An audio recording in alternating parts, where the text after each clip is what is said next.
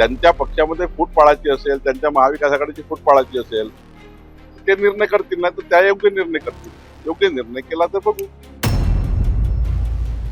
जे काही आमच्याकडे पुरावे आहेत, अंतिम मात्र वेगळंच आहे. त्यामुळे त्यांना जसं शरद पवार साहेबांना त्यांनी उमेदवार केला, आम्ही मान्य केला आणि सर्वांनी समोर गेलो. चांगला निर्णय करतील तर अनोपज होतील, नाही तर मग घोडा मैदान समोर आहे. या प्रकरणावर आमचं रोज लक्ष आहे. माननीय मुख्यमंत्री स्वतः आणि त्या जिल्ह्याचा पालकमंत्री म्हणून माझंही पूर्ण या चौकशीकडे लक्ष आहे. चौकशी समिती योग्य पद्धतीने तपास करत आहे. अजून कुठल्याही निष्कर्षापर्यंत जाणे कुणीही योग्य नाही आणि कुणीही या ठिकाणी अशा प्रकारचे चौकशी चालू असताना कुणी असे स्टेटमेंट करू नये, कोण कशात आहे कोण कशात आहे, किंवा मुस्लिम मुली आहे किंवा हिंदू मुली आहे असं बोलणं योग्य नाही. तपास जेव्हा अंतिम होईल तेव्हा कळेलच आपल्याला की कोण कोण आहे. आज संभ्रमाचं वातावरण निर्माण करणे योग्य नाही, संभ्रम तयार करणे योग्य नाही, चौकशी अफेक्ट होईल असं काही स्टेटमेंट करणे योग्य नाही. मी स्वतः उद्या अमरावतीला आहे आणि चौकशी समिती नीट पद्धतीने याचा तपास करताय. जे काही मोबाईल सापडलेला आहे त्याचा फॉरेन्सिक साठी गेलेला आहे. 3 दिवसात त्याचा रिपोर्ट येईल आणि मग अंतिम याच्यामध्ये तुम्हाला कळेल की खरं काय आहे. त्यामुळे मला असं वाटतं की आज काही यामध्ये स्टेटमेंट करणं हे घाई होईल असं वाटतं. नाही, मी तेच सांगतोय की माननीय पॅरे खान जे असतील किंवा इतर असतील, कुठल्याही गोष्टीची एवढी घाई करू नये, एवढ्या घाईघाईत कुठलंही स्टेटमेंट करू नये. मीडियामध्ये बातमीच्या माध्यमातून संभ्रम तयार होऊ नयेत, असे कुठलेही बोलणं आज योग्य होणार नाही. थोडा वाट बघावी लागेल. या प्रकरणातल्या आरोपीच्या सोबत पोलीस वाढदिवस साजरा करतात, केक बनवतात, कारवाई होणार का? असं आहे की जुन्या काळातलं काय असेल ते असेल, व्हिडिओ आता काढतात, पण आता मात्र पोलिसांची भूमिका अत्यंत प्रामाणिकपणे आहे. मी स्वतः या प्रकरणाचा पूर्ण मॉनिटर करतो आहे, चेक करतो, म्हणजे पोलिसांचीच कारवाई चालू आहे. पण आम्ही रोज त्याच्या तपासाचा काय झालाय, कुठपर्यंत आलाय, मुख्यमंत्री याच्यावर लक्ष देऊन आहेत. तर या प्रकरणामध्ये एक सांगतो की मोबाईल जे सापडले गेले आहेत, जे काही आमच्याकडे पुरावे आहेत, अंतिम मात्र वेगळंच आहे. ते आपण नंतर या ठिकाणी पोलीस तुम्हाला खुलासा करतील. पोलीसच प्रेस कॉन्फरन्स घेऊन सांगतील काय काय या प्रकरणात आहे. सांगतोय की आता मी यावर काही स्टेटमेंट करणे योग्य होणार नाही. चौकशी अंतिम टप्प्यात येत आहे. पोलीसच त्या ठिकाणी आपला पूर्ण चौकशीचा शेवटी काय, जे काही आपल्याकडे व्हिडिओ आहेत, जे काही मोबाईल्स आहे, हे मोबाईल्स जे काही अधिकृत आहे ते फॉरेन्सिक सांगणार आहे. ते आल्याशिवाय कोणीही स्टेटमेंट करणं घाईचं होईल. वेगळं काय वळण दिसतंय यामध्ये? आता मी आपल्याला सांगतोय वारंवार की फॉरेन्सिकचा रिपोर्ट आल्याशिवाय, जे काही 7-8 मोबाईल आमच्याकडे आहे त्याचा रिपोर्ट आल्याशिवाय नेमकं कुठनं काय, कोण काय, हे सर्व कळणार आहेत. शेवटी थोडी वाट पाहावी लागेल. तुम्ही मला आता या प्रकरणाची माहिती दिली, मी आता विमानात होतो, पण मी बघतो शेवटी सरकारची सामूहिक जबाबदारी आहे. माननीय मुख्यमंत्री यांनी कारवाईचे आदेश दिले असतीलच, पण यामध्ये तुम्ही जे सोडून दिलं म्हणताय, प्राथमिक दृष्ट्या कधी कधी आपल्याकडे फार काही येत नाही किंवा प्राथमिक चौकशी काय आढळत नाही, म्हणून आरोप जे काही संबंधित आहे त्यांना पोलीस सोडून देतात. पण जेव्हा अंतिम आरोपी कळतं आपल्याला, तेव्हा पोलीस पुन्हा अटक करतात. कुणाला सोडलं म्हणून संपलं असं नाहीये.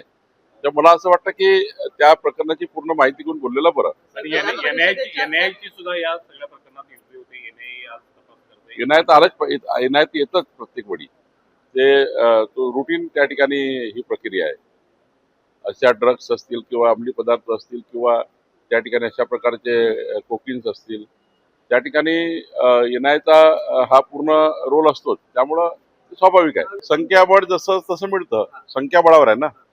त्यांचं संख्याबळ विरोधी पक्षाकडून जर उद्धव ठाकरे उमेदवार असतील तरच ही निवडणूक बिनविरोध होईल असं संजय राऊत त्यांनी ठरवायचं आहे. आघाडीमध्ये महाविकास आघाडीने ठरवायचं आहे. मी काय ठरणार? त्यांनी कोणाचा उमेदवार दिला पण महाविकास आघाडीमध्ये फार आलबेल नाहीये. त्यांच्याकडे आत्ताची स्थिती जी आहे ती संशयित आहे. त्यामुळे त्यांना जसं शरद पवार साहेबांना त्यांनी उमेदवार केला, आम्ही मान्य केला आणि सर्वांनी समोर गेलो. चांगला निर्णय करतील तर अनोपज होतील, नाही तर मग घोडा मैदान समोर आहे. नाही, पण एकूण महाविकास आघाडीमधल्या पक्षांमधलं हे सगळं वातावरण बघता तुम्हाला वाटते का एकमत होईल असं? कधी कधी एखाद्या नावावर एकमत होऊ शकतं. त्यांचे एकमत होईल अशी काही परिस्थिती नाहीये. पण एखादं नाव असं असतं की त्यावर एकमत होतं, विरोधी पक्षाची एकमत होतं, आपलं एकमत होतं. त्यामुळं त्यांनी विचार करायचा की कुणाला काय करायचं.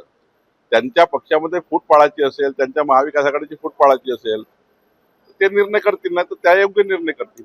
योग्य निर्णय केला तर बघू. कसं आहे की याच्यामध्ये मी मगाशी सांगितलं की अशा SIT मध्ये मीडिया स्टेटमेंट करून चौकशीला बाधा आणणे योग्य नाही. योग्य प्रकारची चौकशी सुरू आहे. सर्वच त्या ठिकाणी शेवटी अशा प्रकरणामध्ये खूप खोलवर जावं लागतं, पुरावे तयार करावे लागतात, कुठली कोर्टात केस टिकली पाहिजे, कोर्टामध्ये प्रत्येक गोष्टी मांडाव्या लागतात पोलिसांना उद्या चार्जशीटमध्ये. त्यामुळं आपण घाई करून काय उपयोग आहे. SIT योग्य पद्धतीने करताय आणि तुम्हाला कळेलच या प्रकरणाचं पूर्ण. माननीय मुख्यमंत्र्यांनी तुम्ही बघितलं असाल की विधिमंडळात जे स्टेटमेंट केलं त्या स्टेटमेंटचा आधारच तो आहे. त्या ठिकाणी त्यांनी संदेशच दिलाय की या प्रकरणामध्ये कुठल्याही पद्धतीचं काही कॉम्प्रोमाइज नाही आहे. जे जे असतील, सत्ताधारी असतील, विरोधी असतील, जे असतील, अधिकारी असतील, कोणी असतील, राजकीय असतील, सामाजिक असतील, जे असतील, ते कोणी सुटणार नाही, तर योग्य कारवाई होणार आहे. पण त्यांना जास्त माहिती, अधिक माहिती असेल त्यावर ते बोलले असतील. पण मला जे वाटतं की ते कुठलंही स्टेटमेंट अशा SIT संदर्भात सुरू असताना आपले कुठलेही स्टेटमेंट असे नको ते चौकशीला बाधा ठरेल. संजय राऊतांना लोक ऐकत नाही. तुम्ही जास्त ऐकू नका, फार सिरियस घेऊ नका. त्यांना तसं बोलावं लागतं. सकाळी 9 वाजता लोक येतात, ते बोलतात, तुमचंही खुश, तेही खुश. त्यामुळे मला असं वाटतं याच्यात फार कधी कधी एकाच गोष्ट ठीक आहे, पण काही मनोरंजन आहे, काही गोष्टी ह्या त्या ठिकाणी चालतात आहे, ठीक आहे. नगरपालिकेच्या निवडणुकावेळी तुम्ही प्रचाराला खुलासा आला होता. नोकरी वगैरे या भागात तुमचा सभा झाला. हेलिकॉप्टरमधून तुम्ही सातबारे देण्याचं सुद्धा लोकांना आश्वासन दिलं. सध्या काय स्थिती आहे सातबाऱ्यांसंदर्भात किंवा काय? आता व्हर्जन 2 आम्ही या ठिकाणी लॉन्च केला आहे. डिजिटल सातबारा 15 रुपयात तुम्हाला मिळतो. आणि डिजिटल सातबारा आता कुठलाही रजिस्ट्री असेल, बँक असेल, कर्ज असेल, सर्वात महत्वाचं आपण सांगितलं होतं की आम्ही डिजिटल सातबारा देऊ. तलाठ्याकडे जाणं, सातबारा काढून नंतरच तो अधिकृत सातबारा पकडावा असा नियम होता. तर तुम्हाला 15 रुपये महाभूमीत गेले, महाभूमी ॲपवर गेले, 15 रुपये भरले की तुमचा सातबारा अधिकृत मिळतो. ज्याला बँकेत मान्यता आहे, ज्याला कर्जाकरता मान्यता आहे, ज्याला रजिस्ट्री करता मान्यता आहे, फेरफार करता मान्यता आहे, तो एक निर्णय आपण घेतला. या ठिकाणी मी सांगितलं होतं की आम्ही मोजणीची प्रक्रिया ही चांगली करू. आता आम्ही खाजगी सर्व्हेला 35,000 रुपये महिना असे सर्व्हे देण्याचा निर्णय केला. जिल्हाधिकारी आणि तिथले जे आमचे SLR आहे तातडीनं पॅनल नेमतील. जवळपास 50 तरी सर्व्हेअर खाजगी घेण्याचा निर्णय आपण एका जिल्ह्यात करतोय. 20 मोजणी एका सर्व्हेअरनी केल्या पाहिजे महिन्याच्या. 1000 मोजणी प्रत्येक महिन्यात होतील. पुढच्या 6 महिन्यात हे राज्य 15 डेवर मोजणी झाली पाहिजे. 15 दिवसात लोकांच्या घराची मोजणी झाली पाहिजे, किंवा जे काही मोजणीचे प्रकरण आहेत ते 15 दिवसात संपले पाहिजे. आणि पुढच्या काळात आपण हा निर्णय करतोय, आधी मोजणी, नंतर खरेदी खत, नंतरच त्या ठिकाणी म्युटेशन. आता काय चालू आहे की मोजणी न करता त्या ठिकाणी फेर चालू आहे, किंवा मोजणी न करता आपसी वाटणे चालू आहे, मोजणी न करता त्या ठिकाणी रजिस्टर डॉक्युमेंट चालू आहे. जो मोजणी झाल्याशिवाय वस्तू ती काही माहीत राहत नाही. त्यामुळे रजिस्ट्रेशनचं वेगळं असतं आणि मोजणी वेगळी असतं. हे राज्य पुढच्या काळात मोजणीशिवाय कुठलेही डॉक्युमेंट लागणार नाही, मोजणीशिवाय कुठलाही फेरफार होणार नाही, मोजणीशिवाय कुठलंही त्या ठिकाणी म्युटेशन होणार नाही. त्यामुळं राज्याला या दिशेने आम्ही नेतो आहे. मला वाटतं की आम्ही जे जे काही वचन जनतेला दिले आहे ते वचन पाळणार आहे. आज सुद्धा मी सांगलीमध्ये आहे. तिथे छत्रपती शिवाजी महाराजस्व अभियान आम्ही प्रत्येक महसुली मंडळात करतोय. मागच्या मार्चमध्ये 2 शिबिर झाले, एप्रिलमध्ये 2 शिबिर झाले, मे मध्ये 2 शिबिर होतील. राज्यभर प्रत्येक महिन्याला 900 शिबिर होत आहे. यातनं जे डिलिव्हरी सर्व्हिसेस आहे, लोकांना सेवा आम्ही कायद्यात ईज ऑफ डुईंग बिझनेस मध्ये सर्व्हिसेस देणे, ते आम्ही करतोय. मला वाटतं महसूल खातं आमचं सरकार, देवेंद्र फडणवीस सरकार, आमचं सरकार हे पारदर्शी, गतिमान आणि लोकाभिमुख होऊन जनतेची सेवा आम्ही घरी पोहोचवण्याचा निर्णय करतोय. तुम्हाला हे दिसेल 2 वर्षांनी की महसूल खातं अत्यंत चांगल्या पद्धतीने आता डिलिव्हरी सिस्टीमला आला आहे. तहसील कार्यालयाची गर्दी कमी होईल, प्रांत कार्यालयाची गर्दी कमी होईल आणि जास्तीत जास्त सेवा आम्ही इज ऑफ डुईंग सेवा आम्ही कायद्यात आम्ही घरपोच देतोय. तर पुढच्या काळामध्ये तुम्हाला चित्र बदललेलं दिसेल. जे काही एनडीआरएफ एडीआरएफचे नॉर्म आहे त्याप्रमाणे सर्वांना नुकसान भरपाई मिळणार आहे. पूर्ण आमची सिस्टीम कामाला लागलेली आहे. कुणाचं काही सुटलं असतील त्यांनी सरकारकडे अर्ज करावे, आम्ही ते निर्णय करू. पण कोणी शेतकरी हा वंचित राहणार नाही. आंबा उत्पादक शेतकऱ्यांना त्यामध्ये घेतले सर्वांना घेतलाय. आंबा उत्पादक असतील, कुठलंही पीक असेल, ते फळबागा असतील किंवा पालेभाज्या असतील किंवा रब्बी असेल किंवा कुठलंही पीक असेल, उन्हाळी पीक असेल, कुठल्याही पिकाला आम्ही सोडलं नाही. एनडीआरएफ एडीआरएफच्या नॉर्मप्रमाणे आम्ही सर्वांना नुकसान भरपाई देणार आहे. जिल्हाधिकारी यांनी सर्वांना सूचना दिल्या आहे की एक सुद्धा शेतकरी सुटू नये. एक सुद्धा शेतकरी नुकसान भरपाईपासून सुटू नये. एक शेतकऱ्याचं नुकसान झालं असेल तेही कन्सिडर करा. कुठलाही त्या ठिकाणी चुकीची म्हणजे कुठलाही शेतकरी सुटणार नाही याची काळजी घ्या. शेतकरी राज्यातले मान्य झाले आहे. 10% शेतकरी जे आहेत त्यांना आम्ही समजवण्यास, समजा काही राहिलं असेल त्यांना समजवू. जबरदस्ती करून आम्ही कुठल्याही राज्यात डेव्हलपमेंट करणार नाही. शेतकऱ्यांचं मत असेल तसं वागू, पण नियमही बघावं लागतात, कायदाही बघावं लागतं आणि त्यांना समाधानी करावं लागतं. त्यामुळे कधी कधी प्रकल्पाला काही लोक विरोध करतात, पण त्यांना पूर्ण वस्तुस्थिती समजली, या प्रकल्पाचे पुढच्या पिढीला बेनिफिट्स काय, या प्रकल्पातनं त्यांचं काही नुकसान होणार नाही, त्यांची जमीन जी जाते त्याच्या बदल्यात तेवढ्याच जमीन त्यांना मिळाली पाहिजे, तेवढं अनुदान त्यांना मिळालं पाहिजे.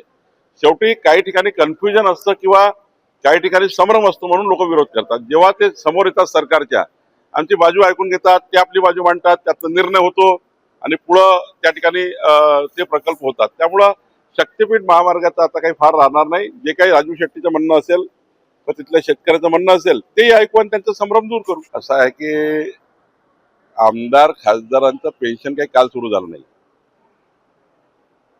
विधिमंडळाचं गठन झाल्यापासून पेन्शन सुरू आहे. अनेक माजी आमदारांना पेन्शन जातं. असं आहे की त्यांनी आपल्या आयुष्यभर जीवनभर या ठिकाणी आपलं आयुष्य, जसं आपण अधिकारी म्हणून 58 वर्ष काम करतात, आम्ही सकाळपासून संध्याकाळपासून सर्व्हिस करतो. कुणी पेन्शन घ्यायचं का नाही घ्यायचं त्यांनी निर्णय करावा. एखाद्या व्यक्ती पेन्शन नाहीच घेत. त्यामुळं सरसकट विधिमंडळाच्या अनादी कालापासून चाललेला निर्णय बदलणे मला वाटतं किती योग्य आहे बघावं लागेल. पण आता सध्या मनसेचे कुठल्याही सभागृहात लोक नाही आहेत, त्यामुळं ठीक आहे. पण हा निर्णय बघावा लागेल, कारण आज काही निर्णय झाला नाही. नरेंद्र मेहता आणि प्रताप सरनाईक यांचा वाद चिघळताना पाहायला मिळते. मेहता साहेब म्हणतात की जर माझ्याकडे ऐकत असेल तर मी सरनाईकांना कामावर लावणार. कुणी एकामेकाबद्दल इतकं खालचं बोलू नये की वितुष्ट तयार होईल. समाजामध्ये वावरत असताना सर्वांनी एक लेवल सांभाळायची आहे. त्यामुळे कुणीच या ठिकाणी असं वक्तव्य करू नये जे या ठिकाणी महाराष्ट्राच्या संस्कार संस्कृतीला ते पटणार नाही. त्यामुळं असे वक्तव्य काही जे महाराष्ट्राला मान्य नसतात किंवा समाजाला मान्य नसतात, तेव्हा सर्वांनी त्याची काळजी घ्यायची. मला जी माहिती घ्यावी लागेल, मला जी माहिती घ्यावी लागेल. दीपक केसरकर यांनी सिंधुदुर्ग मध्ये शक्तीपीठ महामार्ग जावाची मागणी केली.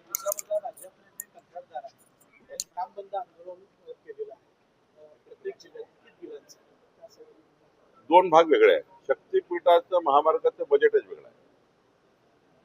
कधी कधी काय होतं की आपण वेगवेगळ्या पीडब्ल्यूडीच्या बजेट ह्याचा 30-54चा विचार केला तर वेगळे पैसे आहे, 50-54 मध्ये वेगळे पैसे आहे.